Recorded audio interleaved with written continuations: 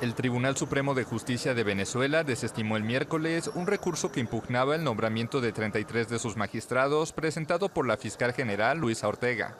La Sala Constitucional de la Corte declaró inadmisible la solicitud, pues en julio de 2016 el tribunal ya había avalado las designaciones mediante una sentencia.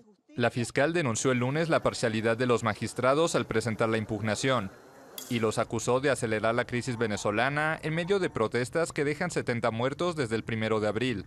Ortega ve irregularidades en la designación de los magistrados, que fueron juramentados por la Asamblea Nacional controlada por el oficialismo en diciembre de 2015, días antes de que la oposición tomara el control del legislativo. La fiscal, confesa chavista, ha abierto una grieta en el oficialismo en las últimas semanas con sus críticas al gobierno de Nicolás Maduro, al grado de ser calificada de traidora por algunos funcionarios.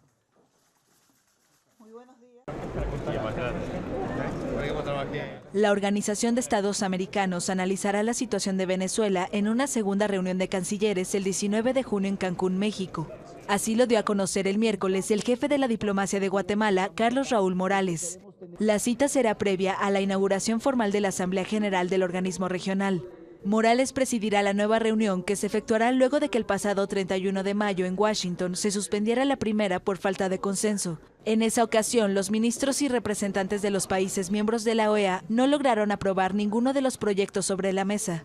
Una declaración fue presentada por el bloque de 14 países del Caribe y otra lanzada por Perú, Canadá, Estados Unidos, México y Panamá, las cuales eran completamente opuestas. Venezuela vive desde abril una ola de protestas opositoras en demanda de elecciones generales para sustituir al presidente Nicolás Maduro y contra la Asamblea Constituyente convocada por el mandatario chavista.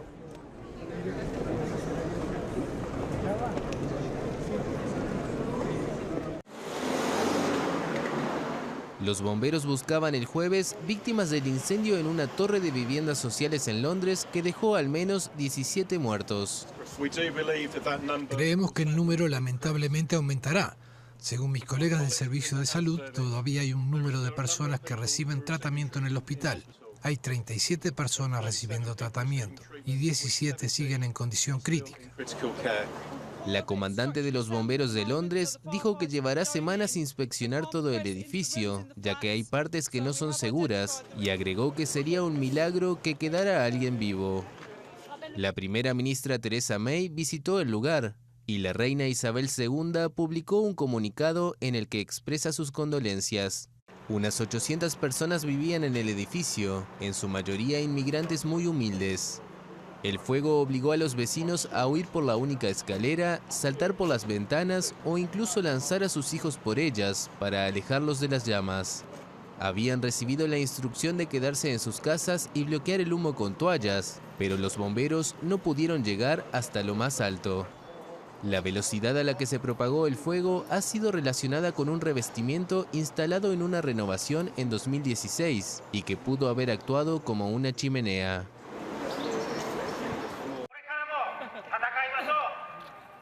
El Parlamento japonés adoptó el jueves una controvertida ley antiterrorista. El texto permitirá la detención de una persona o un grupo de personas por participar en la preparación o la realización de acciones terroristas o criminales. La medida ha generado numerosas protestas ciudadanas y de expertos, preocupados por las libertades individuales. La ley hace posible que las autoridades investiguen aún antes de que se cometa un crimen. Las actividades de grupos civiles o sindicatos pueden ser afectadas y estar bajo vigilancia.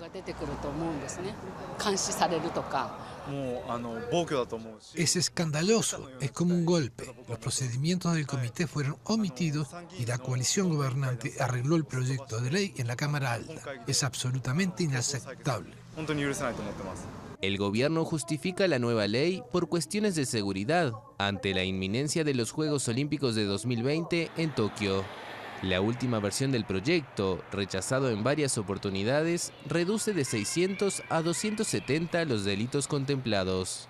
Varios medios nipones compararon el texto con la Ley de Preservación de la Seguridad Pública en vigor durante la Segunda Guerra Mundial, por la que los ciudadanos podrían ser detenidos por delitos políticos, la reivindicación de los derechos sociales o su oposición a la guerra.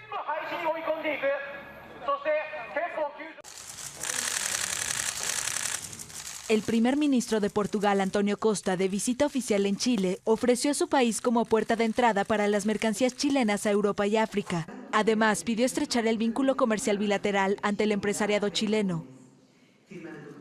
Por eso en esta oportunidad también hemos realizado importantes avances en la integración de nuestros pueblos en instancias comunes de trabajo que van a traer beneficios para ambas naciones. Costa manifestó la necesidad de que las compañías chilenas pongan su foco en el mercado portugués. Ambos mandatarios se congratularon por la cooperación bilateral en el combate de incendios. Portugal se comprometió a facilitar la modernización del Tratado de Libre Comercio entre Chile y la Unión Europea y a reforzar su posición como observador de la Alianza del Pacífico.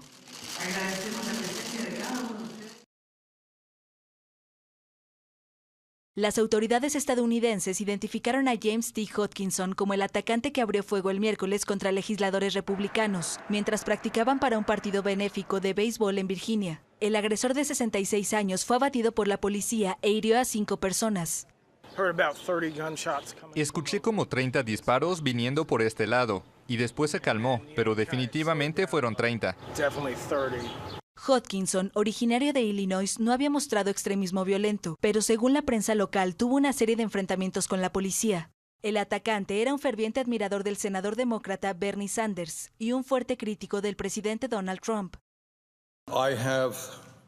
Me acaban de informar que el presunto atacante en una práctica de béisbol de los republicanos esta mañana es alguien que aparentemente fue voluntario para mi campaña presidencial.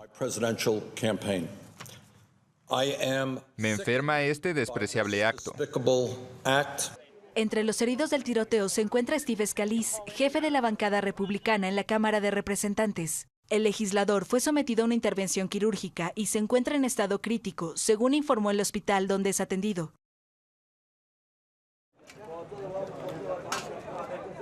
Al menos 18 personas murieron y 10 resultaron heridas el jueves en Somalia, tras un ataque a 2 restaurantes en la capital. El atentado, perpetrado por militantes islamistas Jebab, comenzó con la explosión de un coche bomba. Hombres armados atacaron luego otro restaurante aledaño, que estaba repleto de comensales a la hora de ruptura del ayuno diario del Ramadán. Las fuerzas de seguridad tardaron varias horas en neutralizar a los atacantes, que se atrincheraron en uno de los locales. Según el portavoz del Ministerio de Seguridad, fueron abatidos por la policía. Al-Shabaab, una organización afiliada a Al-Qaeda, suele llevar a cabo atentados suicidas en la capital somalí, contra civiles, gobierno y objetivos militares. Televidente, nós tabay break e ora nós está back e deporte con nosso colega Carl Reiter.